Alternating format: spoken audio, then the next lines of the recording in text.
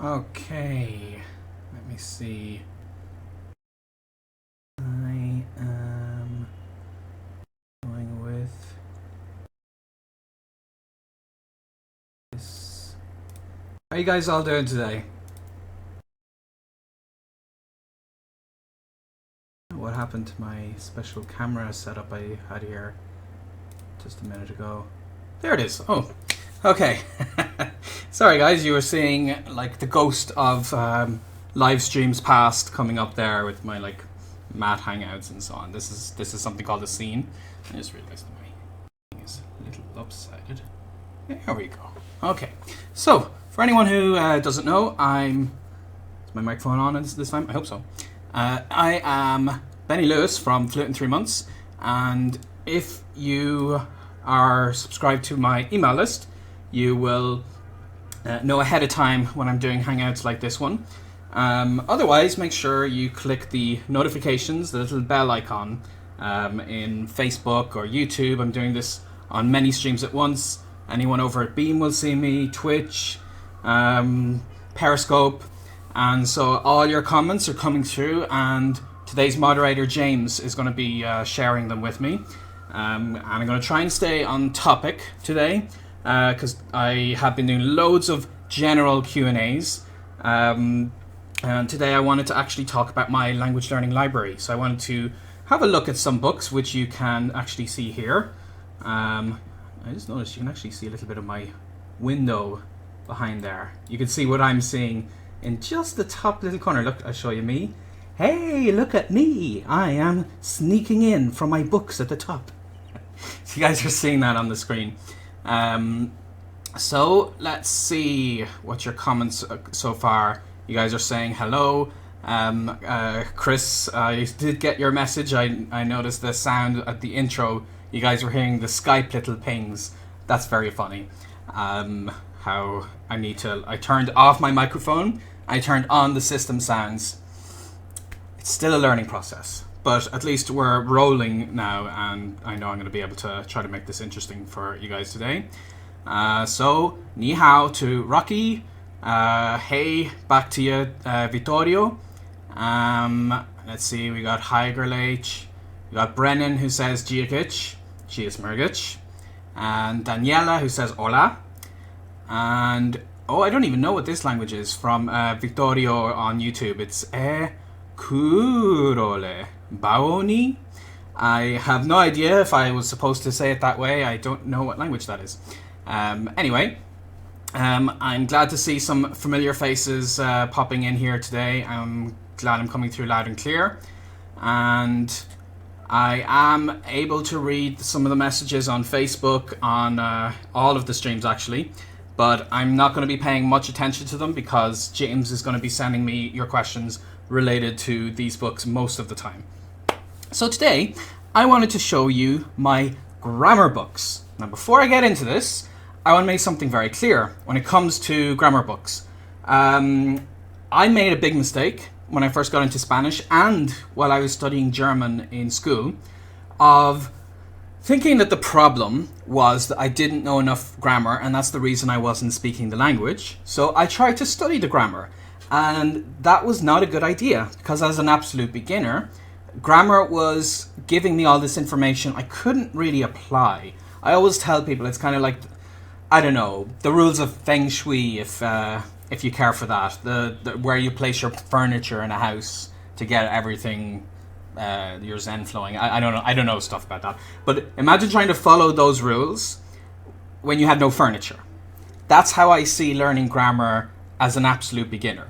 So if you're an absolute beginner, then don't worry about these books. You should try to focus on speaking, be okay with making tons of grammar mistakes. It's totally okay. But if you are a B-level speaker, so that's somebody who is a lower intermediate or upper intermediate speaker, and you already have focus on your you already have focused on your spoken skills. You have momentum. You're able to get those conversations flowing. If you've done it as I suggested, speak from day one, embracing mistakes, the catch with that approach is that you're going to have a lot of mistakes. You're going to be speaking with incorrect grammar. And that's why my learning philosophy says that once I reach the intermediate stage, I need to be using these kinds of grammar books. Well, specifically these ones that you see on the left of the little second camera here. So that's kind of what I'm going to be showing you today, is books that are really, really not appropriate for beginner learners. Because when you get into a book that's focused on grammar, if it does its job well and it teaches you the grammar in a nice, consistent, flowing way, then you're going to learn it very intensively. But I'm going to show you what I mean and why I like these books. So let's see. So far we got a question from Chantal Wilkin, who says, what time will your books be available on the Kindle?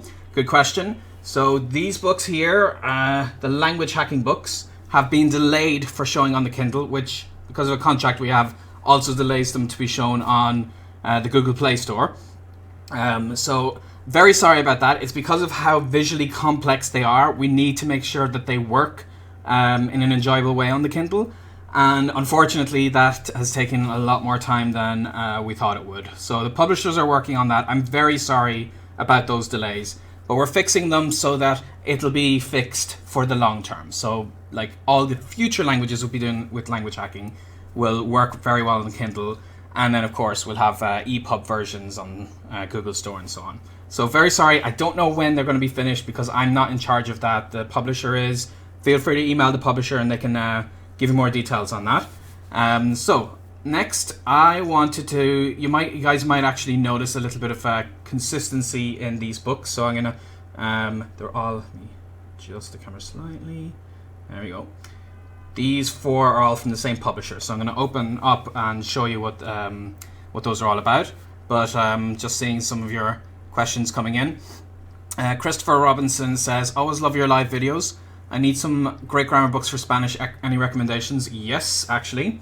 I'm going to be getting... I'll start with the Spanish actually in a second. And Wintermute says, "Can you recommend some French grammar books you mentioned yesterday?" Yeah, so you guys are asking me, which grammar books, which grammar books. That's like, this is what I'm going to be doing. So, let's see. James is going to share the link with me. I'm going to put it up on screen. James, could you share the link with me to the French and then the Spanish books that I'm going to show here, those two specifically, and then I will paste them up on screen and you guys can check them out. And essentially, here we go, copy this link and I'll paste it up here. Okay, so first, this is the French version of the book. Oh, this thing it cuts it off a little bit. Let me see if I can stretch it out. Oh yeah, I know what I gotta do. Yeah, silly me. Do this. So essentially, if you go to fi3m.com /French-grammar, and yeah, James can put them in the chat so you guys can click to them. And I think he actually, let me check if that's the same system he has. Yeah, okay, so if you type in the word French, Spanish, German, Italian -grammar, and go to that link, so fi3m.com /that language -grammar. I've only got those four languages. Explain why in a second. Then you will see that you'll see the Amazon link and you can check these out. So essentially, this is the series I like best, which is the Routledge. So that's kind of all four of them have this R here on the side, on the bottom. So Routledge for French, German, Spanish, Italian. And I happened to get these four books specifically last year. I mean, I have used lots of books in my travels, but I had to get new books when I moved into my apartment in New York because I was writing these four books here.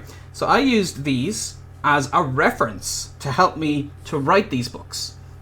So even though my own language courses are not grammar-based courses, there's a reason I really loved these books here. The examples they use are very much not only straightforward but practical in demonstrating how to pick up the grammar skills in a language. So let me show you the insides of them. If I take the Spanish one. This is what the front of it looks like. Again, I'm gonna change this since I'll talk about this one first. The link at the top is gonna say Spanish. There we go.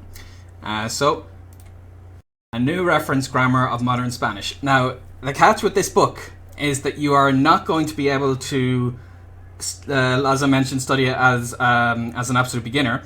One reason is that you will find, let me show you, you'll find no pictures, no dialogues. This is not a course. This is literally just start to finish a long list of explanations of how the language works with examples. So let me see if I can find a good one here to demonstrate for you. I think yesterday somebody was asking me about either yesterday or a couple of days ago, someone was asking about the subjunctive. So I'm going to go to the table of contents. It can be used for a reference book. Look at this. Here's the table of contents. So it can be used as a reference book, all four of these. But in my case, I used these specific books to study for, because I have actually sat or prepared for European Common Framework exams in all four of these languages. So the Italian one is called the Celli. I prepared for that for several months. I did not end up sitting it because of travel logistics. I couldn't sit it at the time. I sat the French one, Delph. I set that at a B2 level, and I needed to up my grammar to be very solid. The Spanish one here, I did the DELE, that's Diploma de Español como Lengua Extranjera, and that's run by the Instituto Cervantes. And then finally for German, I did the C2 level by the Goethe Institute. I sat that exam. I passed 4 out of 5 sections in it, I think. So you guys can see a blog post I wrote about that and why I did pass certain and why I didn't pass. The listening comprehension was the one I didn't get. But I've been through all 4 of these books. I've genuinely used them to study.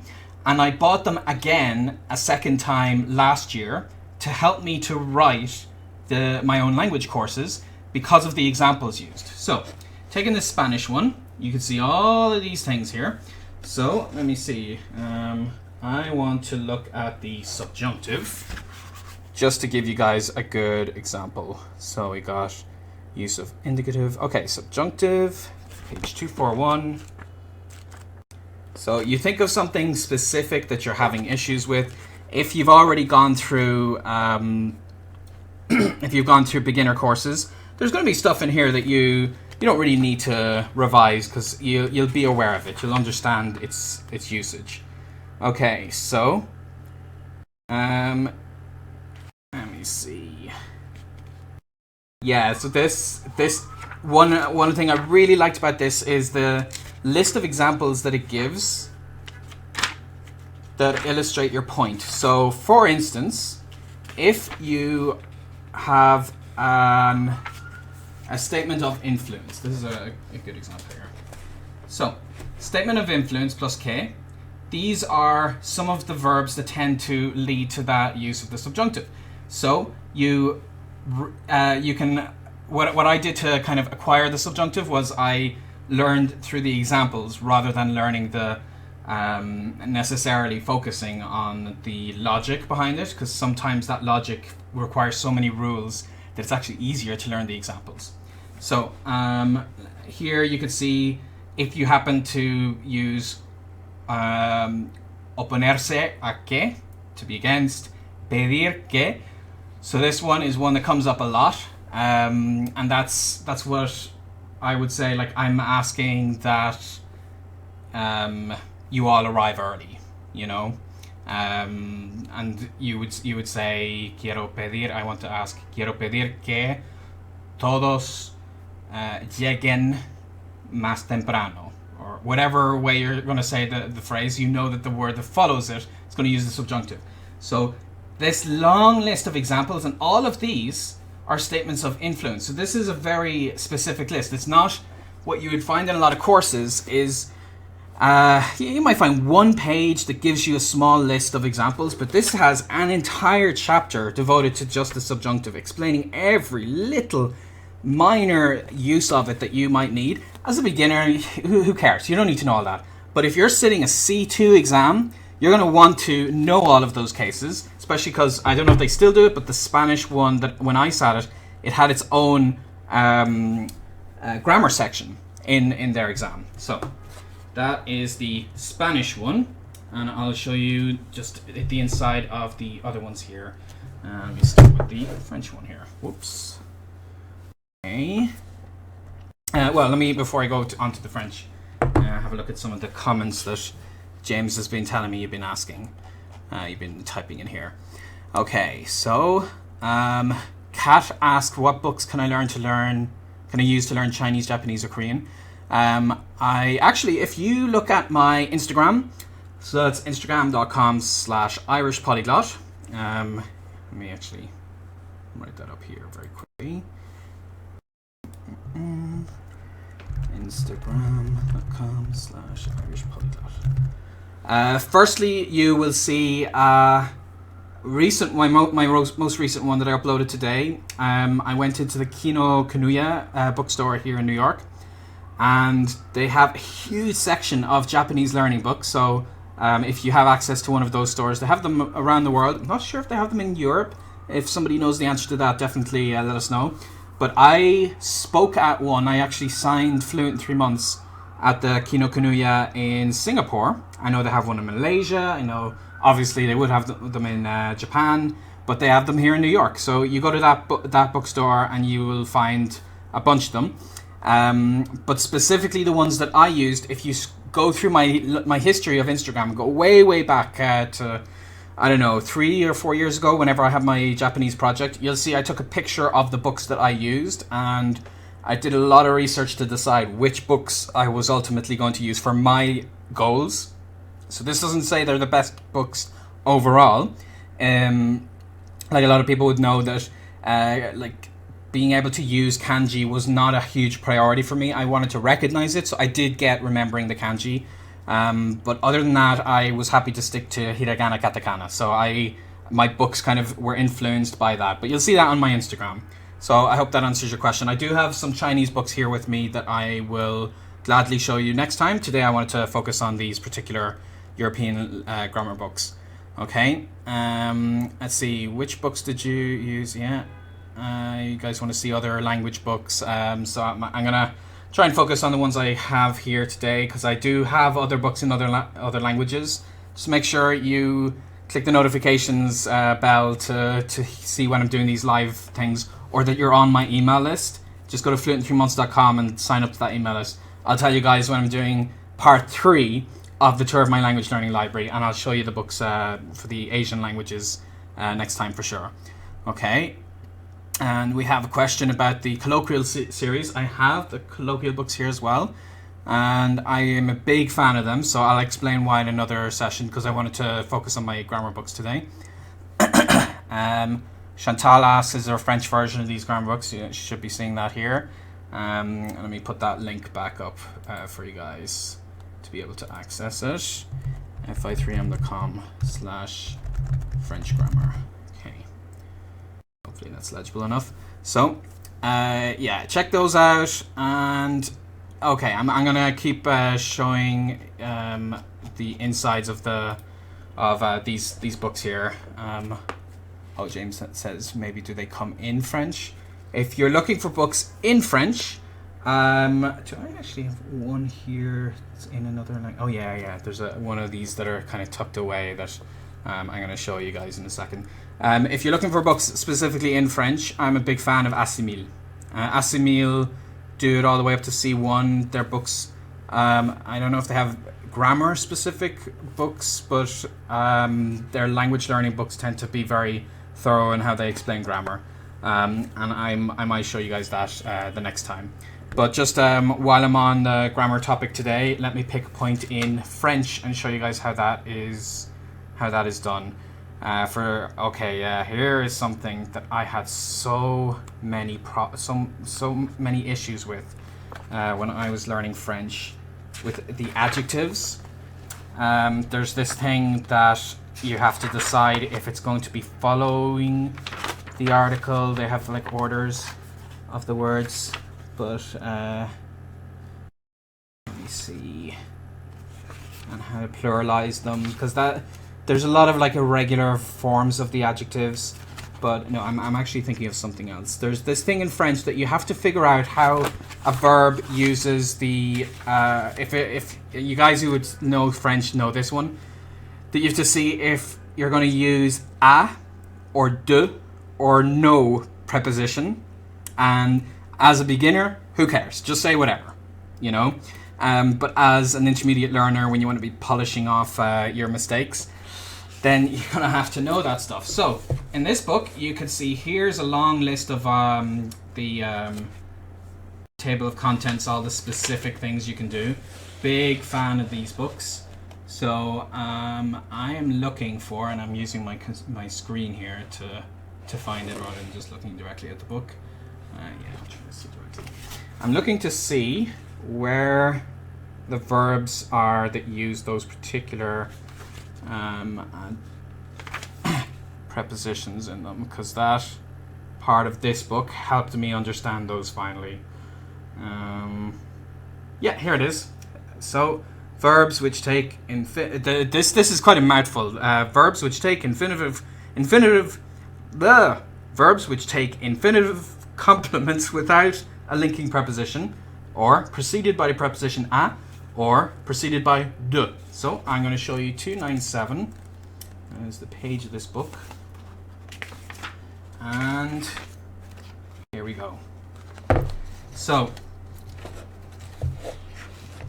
verbs, the verbs that take de before them, so that's when you have like one verb followed by another. Again, when you want to speak correct French, when you don't say this, it's the same as in English. If you were to, like, I don't know, imagine in English if you said, I want go out with you.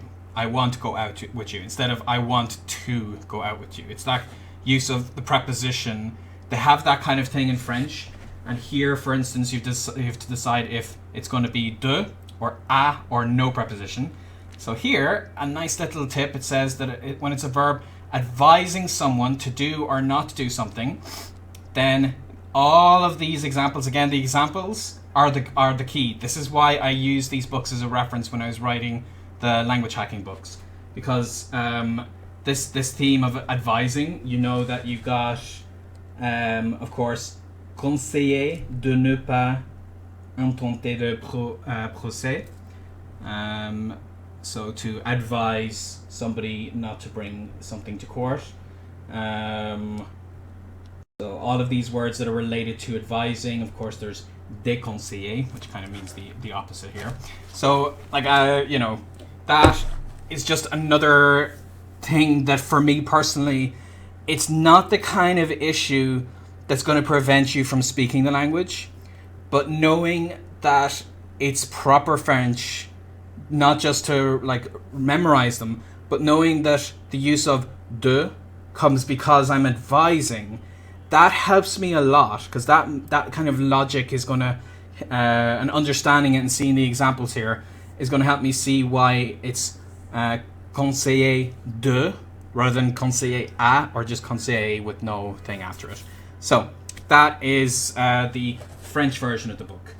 And the German one is probably the one to be honest, the one I used the most while I was writing the course, language hacking German course. And ironically, the reason I used it the most is because I wanted to have the least amount of grammar explanations in the German book. This one here, language hacking German. I used this reference here, Hammer's German grammar and usage. Because the examples it gave me helped me figure out how I can explain the situations where this does work in that particular way. So the link for that is going to be similar. German grammar. Okay. So again, this one, let me show you quickly inside of it, and then I'm going to switch to other books, since you guys would have seen this Routledge series enough by now.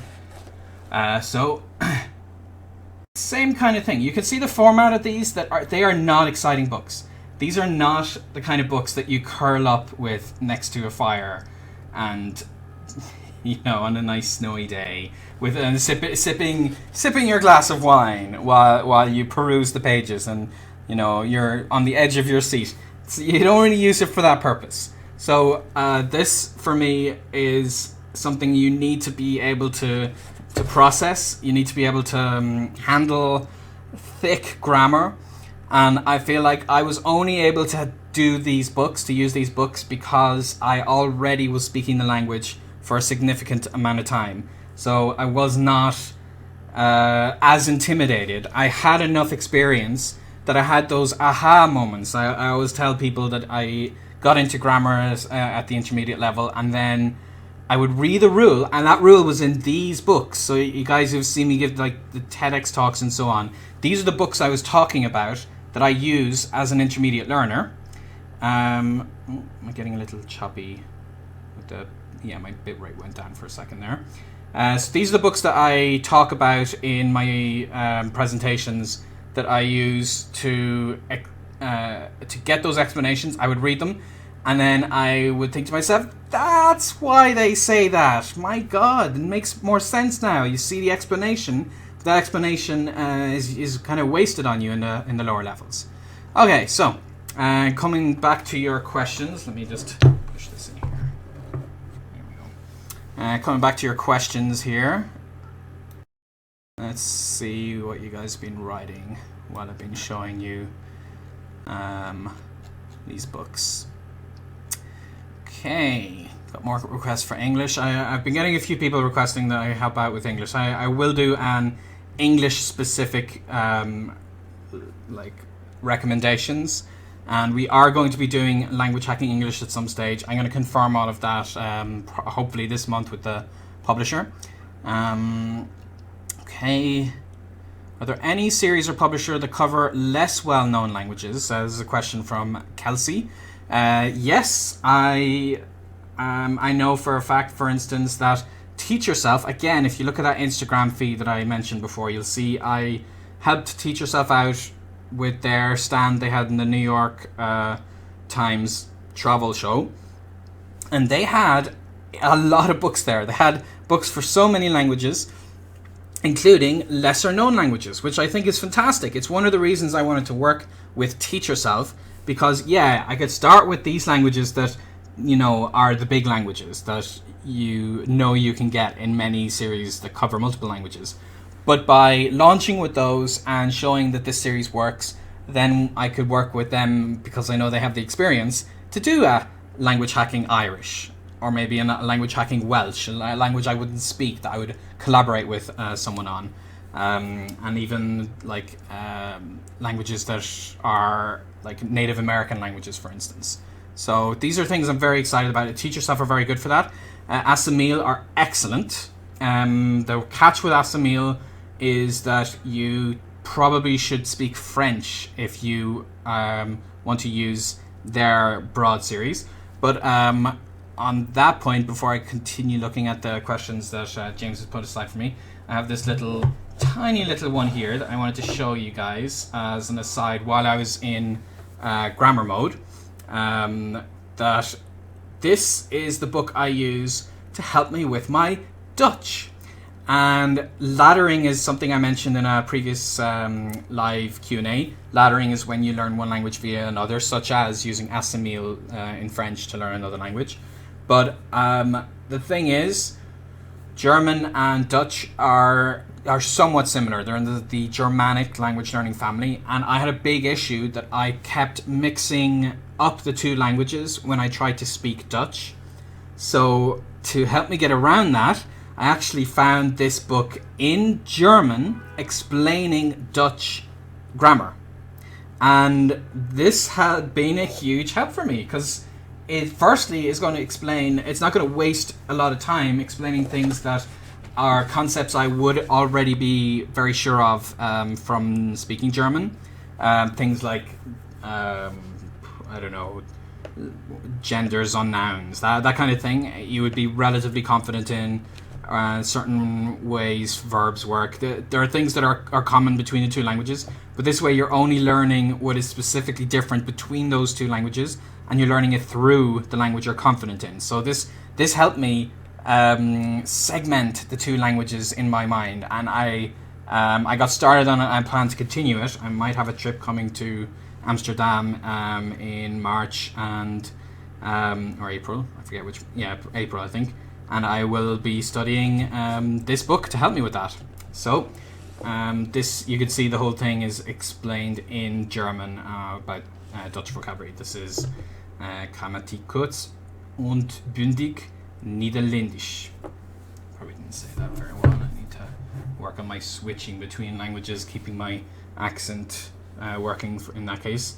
So yeah, just wanted to show you guys that while I was mentioning using a second language. Okay, so Mariana says, if you speak English and Spanish, her native language, and French as a third language, from which language would you recommend to study Portuguese?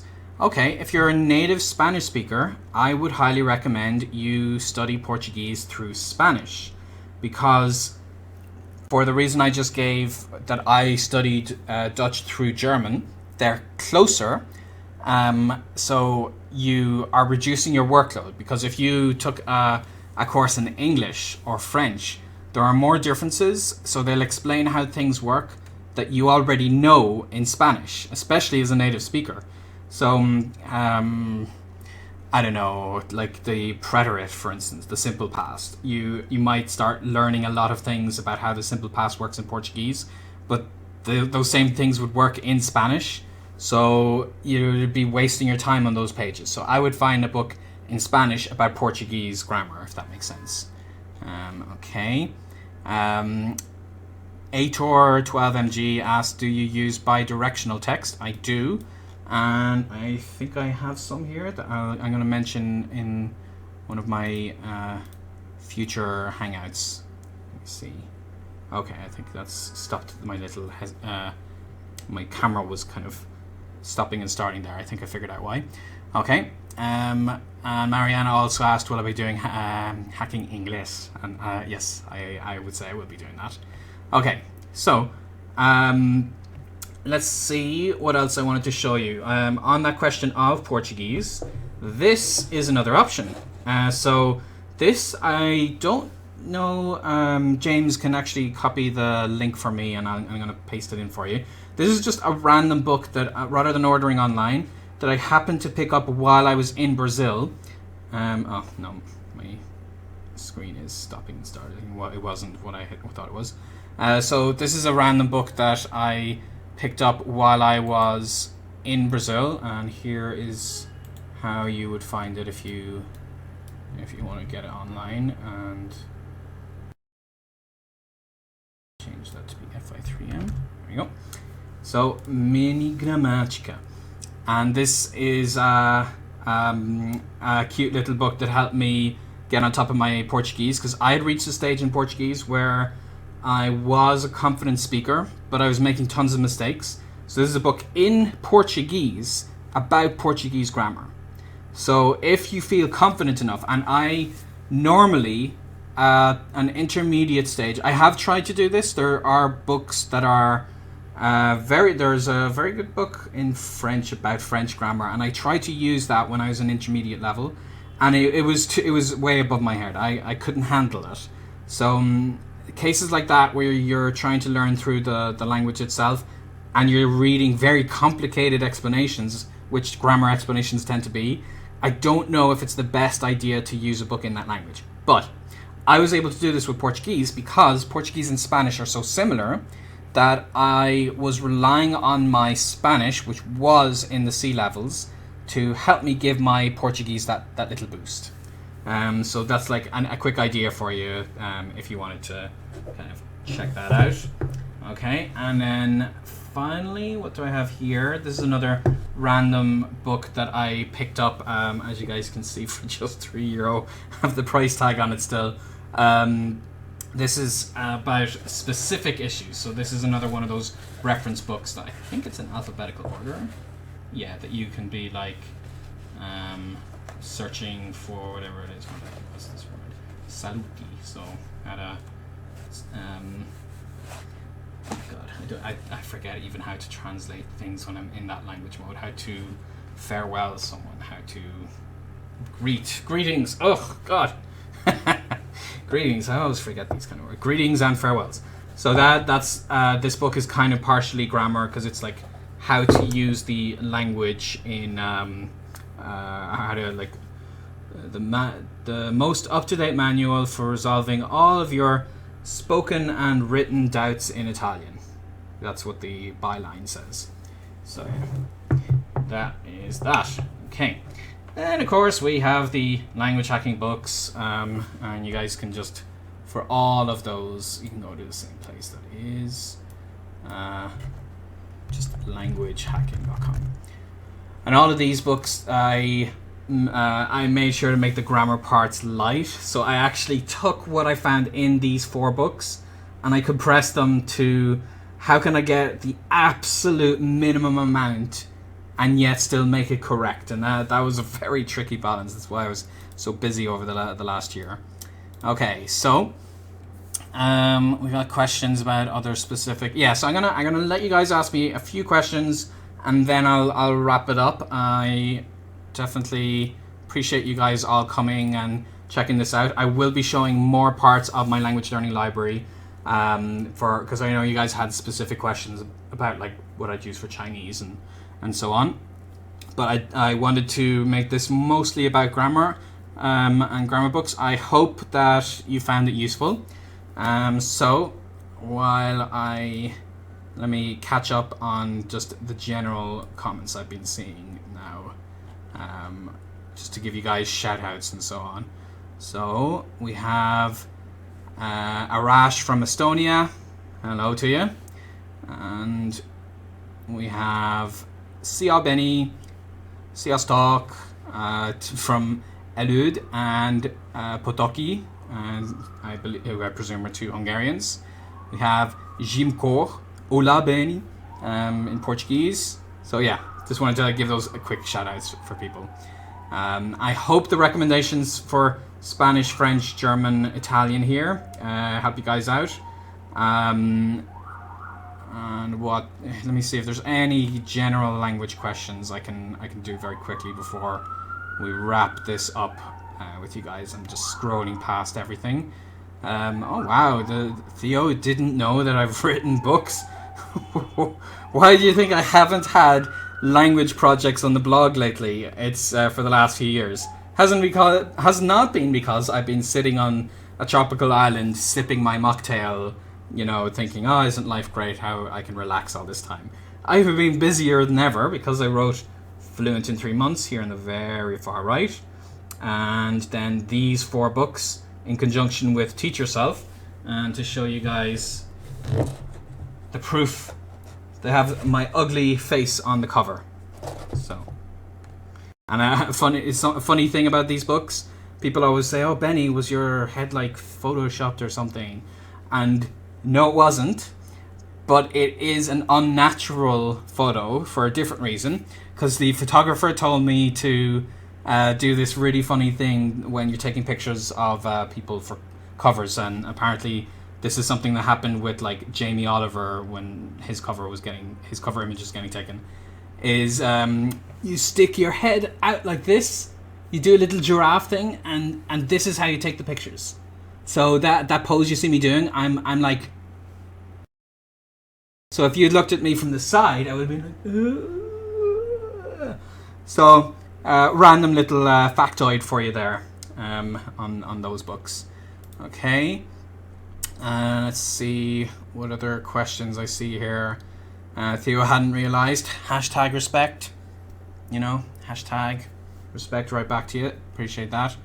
Okay, and they were yeah, I appreciate you guys. Lots of kind words here from me, from anyone who had checked out these books.